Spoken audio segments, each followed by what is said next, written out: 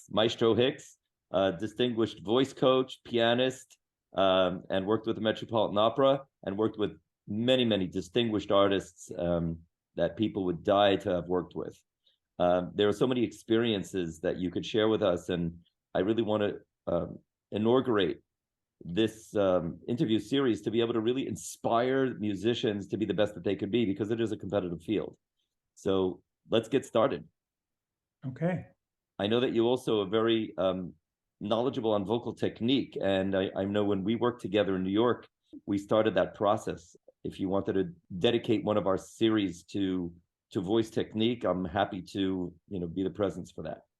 Well, let me say right off the bat that I'm not a voice teacher. There are very three distinct classifications, and of course they can blend, in one person. But my primary focus is that of a voice coach, which is dealing with interpretation, style, language, presentation for an artist, for a singing artist.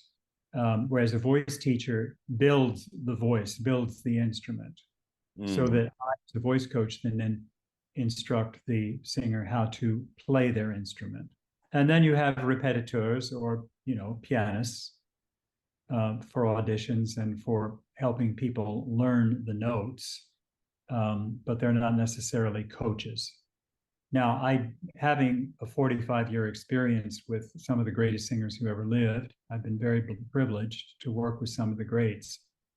I have a very good working knowledge of singing technique, but that's not my focus. And I always will say to the singer, what would your teacher say on how to approach this note or phrase if they're having difficulty or anything?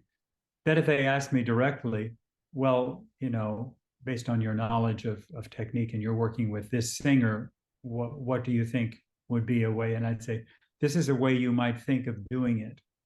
But I'm never going to come out authoritatively as a voice teacher, because I'm not. Right. So there's a very delicate balance. Besides, I don't want to anger any of the voice teachers. There you go. Who are my friends. Amazing. And it is said that you might find 50 voice teachers and you would find 50 different vocal techniques. So when a singer goes to a master class, they could pick up some other tips.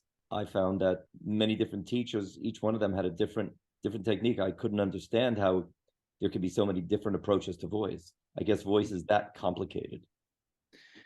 Well, it isn't really. Correct singing is actually very simple. To learn how to do it is not easy.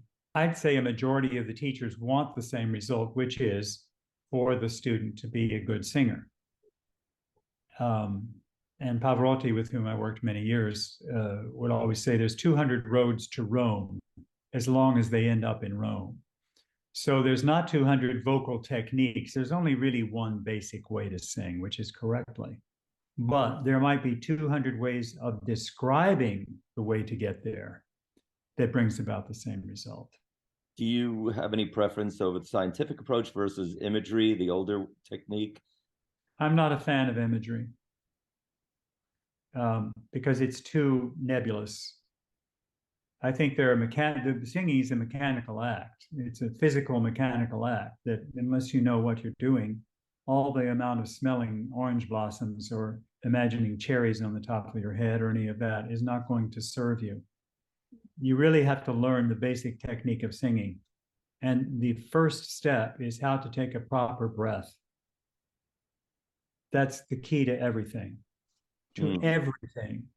And what's amazing to me, and I'm not going to mention any names, what's amazing to me is that a lot of teachers, voice teachers, don't even talk about the breath. It's the foundation of all singing. Yeah, it's interesting that my teachers have not talked as much about breath because they presume that they don't want to add any stress to it. Well, it's a slippery slope, and I'll tell you why. Because it's so easy, and I've done it myself, to try to teach a result. And what I mean by that is, or just to give a very basic example, I knew a teacher once who saw Pavarotti's stomach go out when he took a breath? Well, that's because he was overweight. And so he had a lot of stomach to be seeing when he took an initial breath. But that's the result. The stomach going out was a result of his taking a breath. That was not his technique. And yet the teacher was teaching her students, oh, you must push your stomach out because Pavarotti does. No, you don't push your stomach out. That's teaching a result. You teach the action that brings about the right result.